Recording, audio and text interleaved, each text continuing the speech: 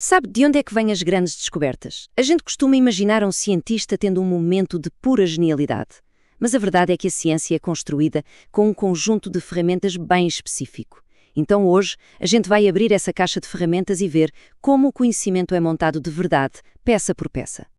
Será que é tudo o fruto de um acaso, de um golpe de sorte? Ou será que existe um método, quase como um mapa, que guia os pesquisadores através do desconhecido? Pois é, a resposta mostra que a estrutura é tão, mas tão importante quanto a inspiração.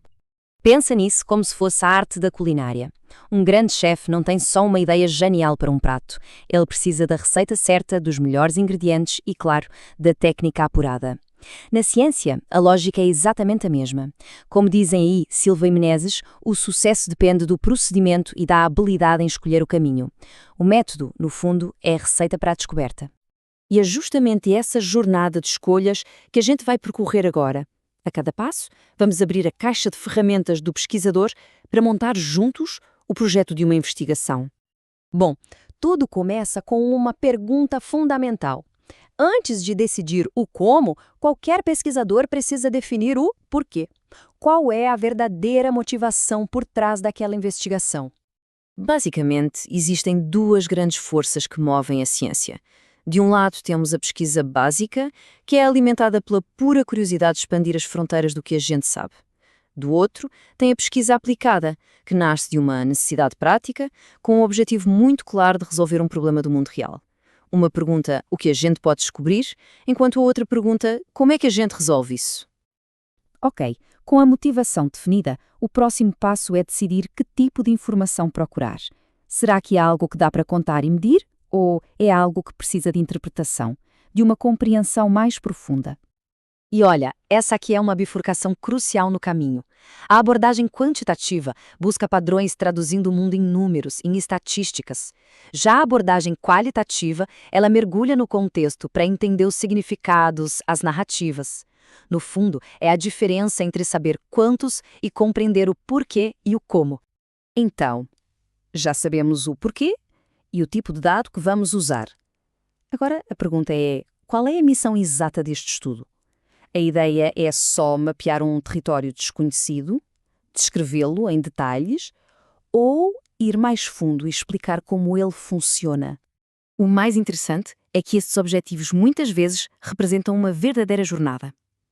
A aventura começa com a pesquisa exploratória, que faz o reconhecimento de um terreno novo. Depois, vem a pesquisa descritiva, para tirar uma fotografia bem detalhada do que foi encontrado. E, por fim, a pesquisa explicativa conecta os pontos dessa fotografia para revelar as causas, o grande porquê por trás do fenómeno. Com o mapa do projeto tudo desenhado, o porquê, a abordagem e o objetivo, chegou a hora de escolher as ferramentas certas para o trabalho. Quais são os procedimentos que vão permitir coletar os dados da forma mais eficaz? A primeira ferramenta é o experimento, o método clássico para testar relações de causa e efeito. Imagina só, testar um fertilizante novo em 2 lotes de terra idênticos. Se a gente aplica o fertilizante em apenas um deles, qualquer diferença na produtividade pode ser atribuída diretamente a ele. É o poder do controle em ação.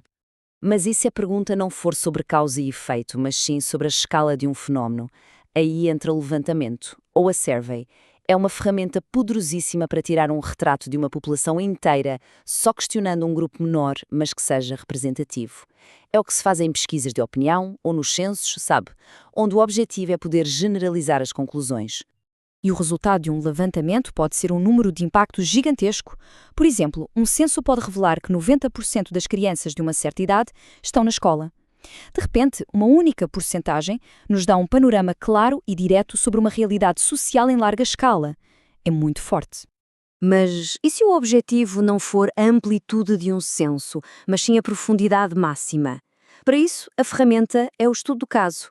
Aqui, o foco muda de milhares de pessoas para um único exemplo, pode ser uma escola, uma empresa, um paciente, para entender aquele caso em toda a sua complexidade, dentro do seu contexto único. E aqui está o grande dilema do estudo de caso. Ele oferece uma riqueza de detalhes que nenhuma outra ferramenta consegue. A sua força é a profundidade. A contrapartida, claro, é que as conclusões de um caso único são difíceis de generalizar. É a escolha clássica entre um conhecimento profundo e localizado versus um conhecimento amplo e geral. Certo. Agora que a gente já conhece as peças, vamos ver como elas se encaixam para formar o projeto de pesquisa completo, a planta final para a construção do conhecimento. E assim, o projeto de pesquisa vai tomando forma. Começa-se pela natureza da pesquisa, se é básica ou aplicada, depois se escolhe uma abordagem, quantitativa ou qualitativa, se define um objetivo, seja explorar, descrever ou explicar, e finalmente se seleciona o procedimento técnico, a ferramenta certa para o trabalho. Mas é fundamental entender que essas categorias não são caixas rígidas, sabe?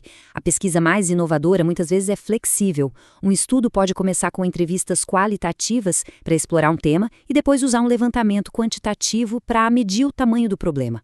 A combinação de ferramentas, muitas vezes, é a abordagem mais poderosa de todas.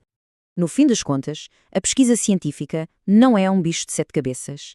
É um conjunto de ferramentas incrível, criado para transformar curiosidade em conhecimento.